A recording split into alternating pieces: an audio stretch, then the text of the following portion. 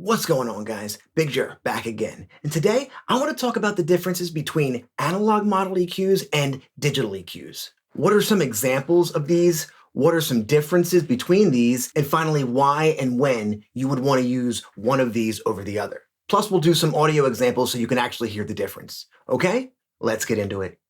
So first off, what are digital EQs? Well, digital EQs are EQs like your dog comes with. For example, EQ8 inside of Ableton, or a very popular one that you probably all know and probably have is Pro Q3 from fabfilter. Another one that just came out from Slate Digital would be Infinity EQ.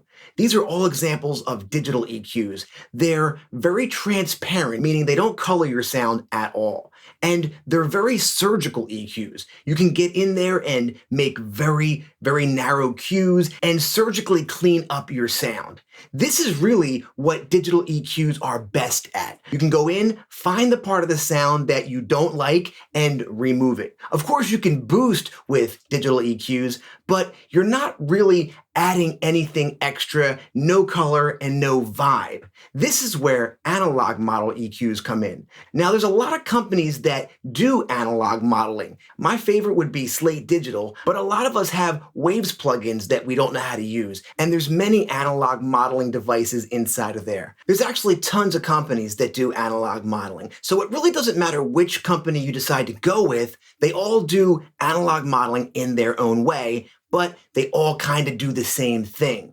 Now, what you're getting from analog modeling is a bit different. You're adding vibe and color. Sure, you can still do your boosts and your cuts, but if you look at analog modeling EQs, they're not quite as precision-based as digital EQs. And that's okay because that's not what they're used for. More accurately speaking, analog model EQs add dynamic non-linear artifacts. This is what brings that vibe or color to your tracks.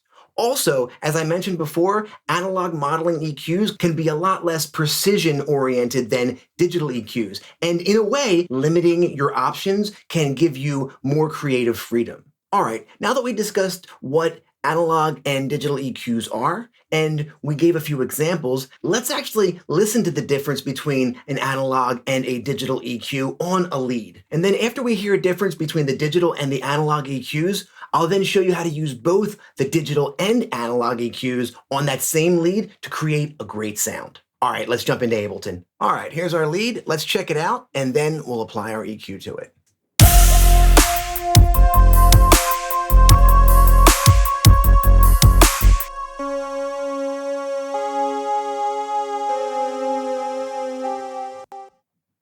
Okay, super. So there's our lead. Nothing too special, sounds pretty cool, but let's go ahead and use some analog modeling EQ to add some life and color to it. All right, so the EQs that I've chosen to use are the FGN, and this is modeled after the Neve EQ, and that's known for its rich harmonics, lush, and bold sound. Okay, we're gonna use this to fatten up our low mids a little bit. Okay, and we're going to go ahead and use the FGS to add a bit of air to the top. This one's modeled after the SSL console, and this one's known for its rich harmonics and musical tone. A lot of us might be intimidated by these kinds of EQs because they look a lot different than the ones that we're used to, but they're really not that confusing. They all do look a little bit different, but they follow the same model. So up top, usually we've got some type of a high shelf. And then we go down the ladder. We've got our highs, we've got our mids, we've got our lows, and at the bottom, we usually find a low cut filter. What I'm gonna do is use the FGN to add a bit of body to our sound, down around 85 Hertz. And then I'm gonna use the FGS to add that airiness up top, around 10K. And then I'm also going to use the filter at the bottom of the FGS to cut out any unnecessary lows. All right? I'm gonna leave the lead on solo. Let's go ahead and do it.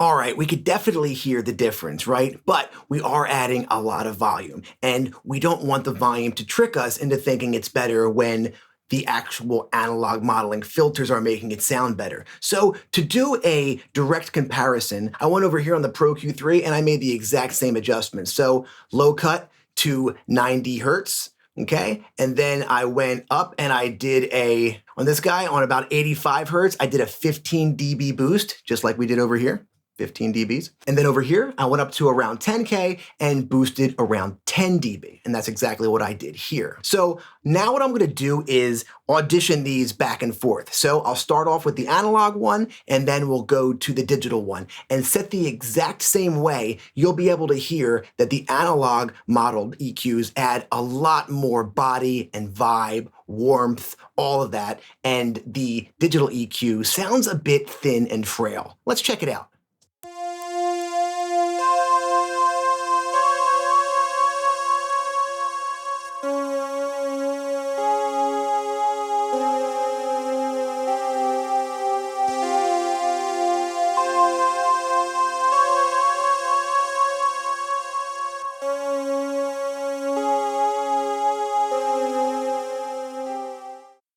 The analog EQ is adding a lot more harmonics and body, and the digital EQ, again, sounds thin and frail. Now, this doesn't mean that analog model EQs are hands down better than digital EQs by any stretch. They both have a spot in your mixing process. To illustrate this, I'm going to take this exact same lead sound. I'm going to show you how to take advantage of the strengths of both the digital EQ and the analog EQ to get a great sound. And this is what the pro mixers are doing. All right, let's check this out. But before we do, I want to let you guys know that this video is sponsored by Distrokid. But even if it wasn't, I would be excited to talk about it because they make things so easy when you're releasing your music. This lead that we're listening to is actually from an upcoming song from my Murder Night brand, which is a collab project between me and my good friend Andrew Southworth. Now, it's so easy to do percentages and splits on Distrokid. You just go right to your Distrokid page, you head up to Teams, and then you do your split. And whatever your split is ends up right here in the middle for you to see. Hey, when you're a musician, you need to release your music, so we all need a distribution service. And Distrokid is only $19 a year. And if you use that link in my description, you'll get an additional 7% off. All right, guys, let's jump back into that lead. All right, guys, we're back in our project. As you can see, I turned my virtual mix rack off. I have my Pro Q3 here in front of it, and I've just put it back to its default setting. And over here, I've got a bit of expansion happening on an OTT. So here's my sound. I'm gonna go ahead and get some expansion going to get the frequencies the way I want them, getting the sound sitting the way I want. And then I'm gonna use my digital EQ to clean my sound. And then I'm gonna use my analog EQ to add that warmth and color to my sound. Okay, so let's go ahead and do that. Okay, first thing I'm gonna do is my low cut to the fundamental.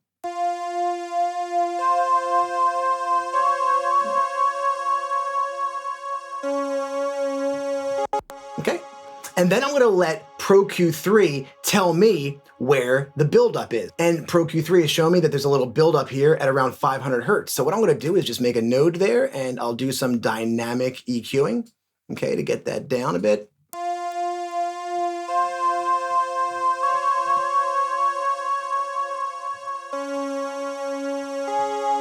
Okay. Another problem area that I'm seeing right here is around 5K, and we can just pull that down a bit too.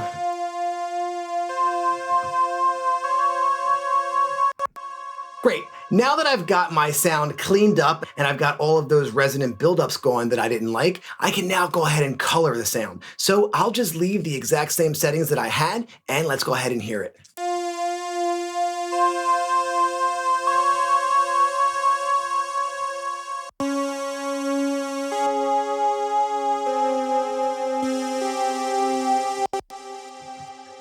And just to make it a nice one-to-one, I'll go ahead and make sure I level match for you guys.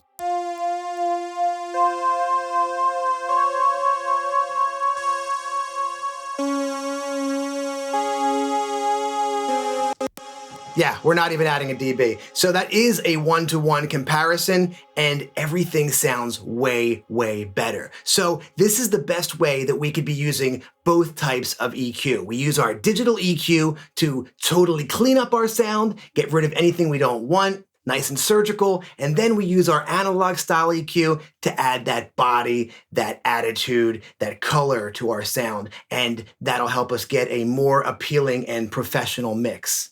All right, guys, if you were confused by analog EQs or intimidated by them before, I hope this video helps you cross that bridge because as you can see, you can get a really great result with these. I was thinking about doing one on analog compressors next, so let me know if there's any interest in that. Otherwise, if you guys found this video useful or helpful, please hit that subscribe button, hit that notification bell. That way you'll know as soon as I post a new video. All right, guys, see you in the next one.